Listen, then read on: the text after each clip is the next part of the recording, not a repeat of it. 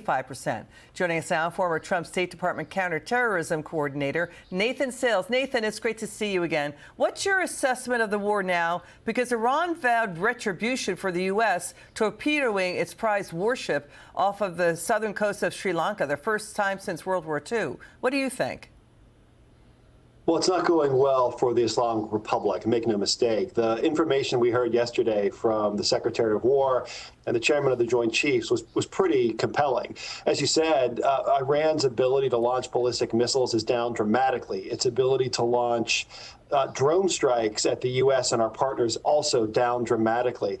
And I would expect that to continue to taper off. It's gotten to the point now where we have complete and uncontested air superiority over Iran so that we no longer need to rely on these exquisite standoff munitions like Tomahawk cruise missiles. We can use good old-fashioned gravity bombs at very, very low risk to our airmen and airwomen.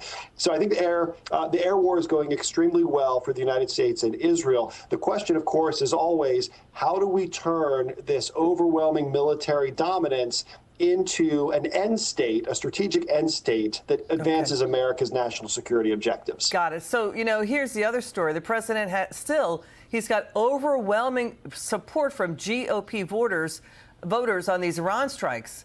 Let's please get your reaction to what CNN's Harry Enton said about this. Watch.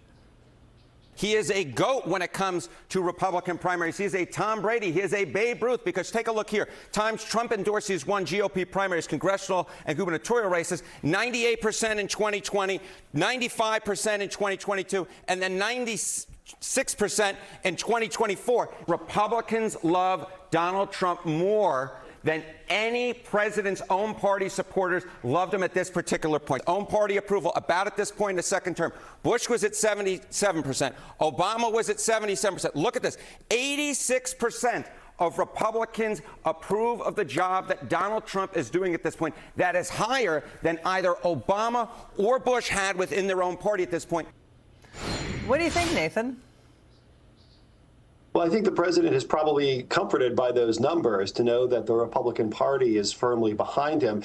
Of course, when it comes to armed conflict, we don't wage war according to what pollsters say. I think the president has the trust of the Republican Party voters, but I think voters are also going to want to know how much longer this conflict is going to last and what our objectives are. And the president's been explaining this, and I think it's worth reemphasizing. Three things have to come out of this war. One, no nuclear weapons for Iran. Two, the ballistic missile program has to be taken offline. Three, end Iran's support for terror proxies around the region that threaten us and threaten our partners. That's why we're in this. Thank you so much, Nathan Sales. It's good to see you again.